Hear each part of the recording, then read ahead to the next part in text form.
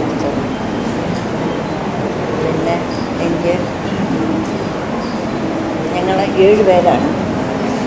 7 പേരിൽ 5 പേരും തിരുവനന്തപുരത്താണ്, 2 പേര് ആലുവയിലും. 5 പേര് തിരുവനന്തപുരത്തായതുകൊണ്ടാണ് തിരുവനന്തപുരത്ത് ജോലിയായിട്ട് വരാൻ ഇടയായത്. പിന്നെ എൻ്റെ അച്ഛനാണെങ്കിൽ കെട്ടിടത്തിൻ്റെ പ്ലാൻ വരയ്ക്കലും കളമ്പ് കുടിക്കലും ആയിട്ട് വളരെ വൃത്തി പിടിച്ചുള്ള ഒരു വ്യക്തിയായിരുന്നു. ചില ദിവസം ഞങ്ങൾക്ക് രാവിലെ ഒന്നും കാണാൻ പോലും സാധിക്കുകയില്ല. അച്ഛന് പല സ്ഥലത്ത് അങ്ങനെ. എന്നാലും അതിൻ്റെ ഇടയ്ക്ക് അച്ഛൻ കൊത്തുപണി, തടിയുടെ നല്ല കൊത്തുപണികളൊക്കെ ചെയ്യും. ചേച്ചിമാരാണെങ്കിൽ മൂത്ത ചേച്ചിയാണെങ്കിൽ 90 വയസ്സ് 93 വയസ്സിനെടുക്കും. ചെറുപ്പത്തിലെ നല്ല നല്ല ചിത്രങ്ങൾ തുന്നുകയും. ചേച്ചിമാർ 2 പേരായിരുന്നു, ഒരാൾ മരിച്ചുപോയി. പിന്നെ സഹോദരന്മാരും അതുപോലെ എല്ലാ കലകളിൽ താല്പര്യമുള്ളവരാണ്. അനിയത്തിയുടെ ഉണ്ട് സ്വനീതയായിട്ട്. അനിയത്തിയും നല്ലതുപോലെ പിന്നെ തയ്ക്കുകയും മറ്റ് പ്രവൃത്തികളൊക്കെ ചെയ്യും. അങ്ങനെ സുകുമാരി ടീച്ചറിനോട് ഞാൻ പറഞ്ഞു. അങ്ങനെയുള്ള ഒരു ചുറ്റുപാടിലാണ് വളർന്നത്. അതുകൊണ്ട് എപ്പോഴും സദാസമയവും രാജീവ് സാറ് പറഞ്ഞ പോലെ എൻ്റെ പിന്നെ ചേച്ചിമാരുടെ മക്കൾ ചോദിക്കും, ഉറക്കത്തിലും കൊച്ചമ്മ തുന്നിക്കൊണ്ടിരിക്കുമോ, ജോലി എന്തെങ്കിലും വർക്ക് ചെയ്തുകൊണ്ടിരിക്കുമോ? എനിക്ക് ഉറങ്ങുന്നത് യഥാർത്ഥത്തിൽ ഇഷ്ടമല്ല, സകല സമയത്തും എന്തെങ്കിലും ചെയ്തുകൊണ്ടിരിക്കും. പിന്നെ റിട്ടയർ ചെയ്തതിന് ശേഷമാണ് ശരിയായിട്ടുള്ള ഒരു ഗുരുവിനെ ഞാൻ കണ്ടെത്തിയത്. ജോർജ് സാറ്, ഫ്ലോറ നടത്തുന്നത് സാറാണ്. സാറിനെ സമീപിച്ചതോടുകൂടി പെയിൻറ്റിങ്ങിൽ എനിക്ക് ഒട്ടും വലിയ കഴിവില്ലാത്ത വ്യക്തിയായിരുന്നു. സാറാണ് എന്നെ ഈ നിലയിൽ നല്ലതായിട്ട് പെയിൻറ്റ് ചെയ്യാനായിട്ട് പഠിപ്പിച്ചത്. എത്ര പുകഴ്ത്തിയാലും മുഖസ്തുതിയൊന്നും പറയുകയല്ല. സാറിനെ സമീപിക്കുന്ന എല്ലാ വ്യക്തികളോടും പ്രായഭേദമന്യേ കൊച്ചുകുട്ടികൾ തുടങ്ങി എല്ലാം കഴിഞ്ഞ് മുതൽ 80-83 വയസ്സായവർ വരെ സാറിൻ്റെ ശിഷ്യൻ. പിന്നെ വെളിയിൽ നിന്ന് ഒരുപാട് വ്യക്തികൾ വന്ന് പഠിച്ചിട്ട് പോകുന്നുണ്ട്. എല്ലാവരോടും ഒരേ രീതിയിലുള്ള പെരുമാറ്റം. ഞാൻ പിള്ളേരോട് എപ്പോഴും പറയും, ഒരു ഗുരു എങ്ങനെ കുട്ടികളോട് പെരുമാറണമെന്ന് യഥാർത്ഥത്തിൽ ജീവിച്ച് കാണിക്കുന്നതാണ് ജോർജ് സാർ. ഇതിൻ്റെ പിന്നിലും സാറാണ് ഒരുപാട് കഷ്ടപ്പെടേണ്ടി വന്നു. ഇതിലൊക്കെ സാറിനോട് എനിക്ക് ഒരു ശിഷ്യ എന്നുള്ള നിലയിൽ സ്നേഹവും ബഹുമാനവും എല്ലാം ഉണ്ട്. പിന്നെ ഇതുകൂടാതെ ഞാൻ കണ്ടിന്യൂയിങ് എഡ്യൂക്കേഷനിലും പോയി കിട്ടുന്ന സമയം പാഴാക്കാതെ സാറിൻ്റെ ശിഷ്യരാണ് 2 ലേഖയും ലതയും. അതിൽ നിന്നും കുറച്ച്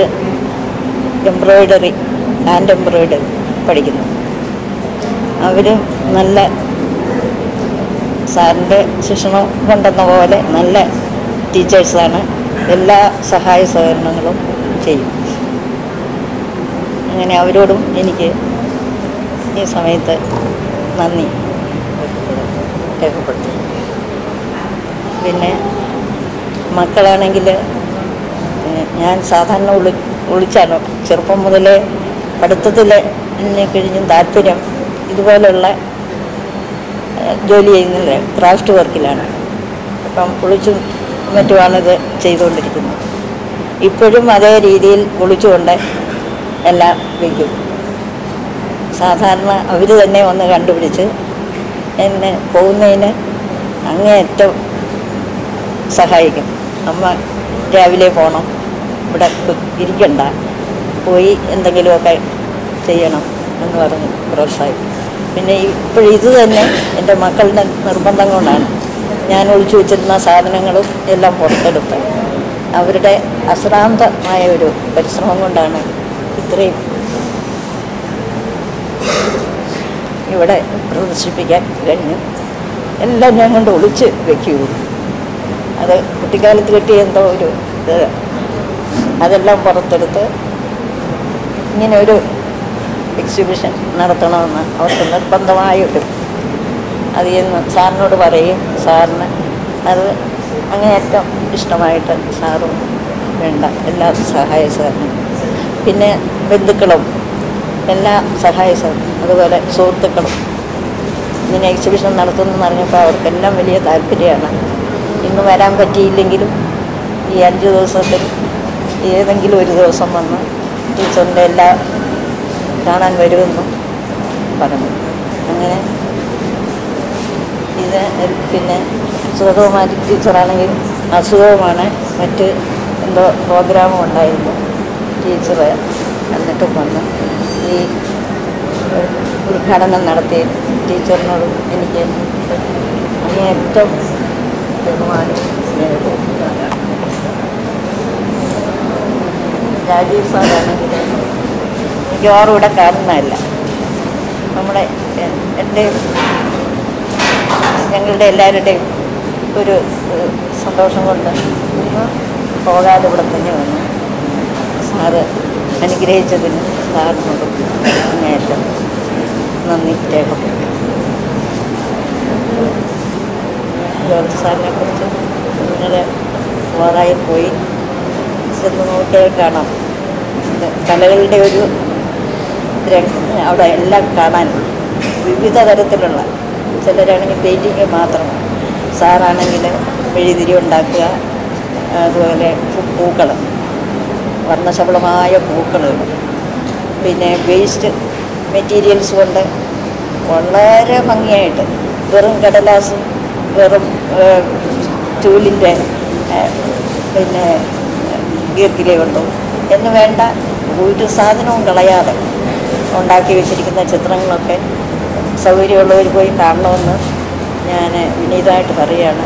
അത്ര ഭംഗിയായിട്ടാണ് വയ്ക്കുന്നത്, ഉണ്ടാക്കി വയ്ക്കുന്നത്. ഒരു പ്രാവശ്യം സാറിനെ സമീപിക്കുന്നവർ പിന്നെ ഒന്ന് പഠിക്കാൻ വരുന്നവർ ദിവസം എന്ന പോലെ സാറ് പുതിയ പുതിയ സ്വന്തം ഐഡിയയിൽ നിന്നാണ് കൂടുതലും ചെയ്യുന്നത്. അതുകൊണ്ട് കുറേ പോയി നിങ്ങളൊന്ന് കാണണം എന്ന് വിനീതമായി ഞാൻ നിങ്ങളോട് അഭ്യർത്ഥിക്കുന്നു. ഇവിടെ പങ്കെടുത്ത എല്ലാവർക്കും ഇന്ന് പല കാര്യങ്ങളും, പിന്നെ കല്യാണം, മറ്റ് പല പ്രധാനപ്പെട്ട കാര്യങ്ങളും നീക്കി വെച്ചിട്ടാണ് ഇവിടെ ഇന്ന് ഇത്രയും പേര് ഇവിടെ എത്തിച്ചേർന്നത്. ഇനി നാളെ ഞായറാഴ്ച വരാമെന്നാണ് പലരും പറഞ്ഞിരിക്കുന്നത്.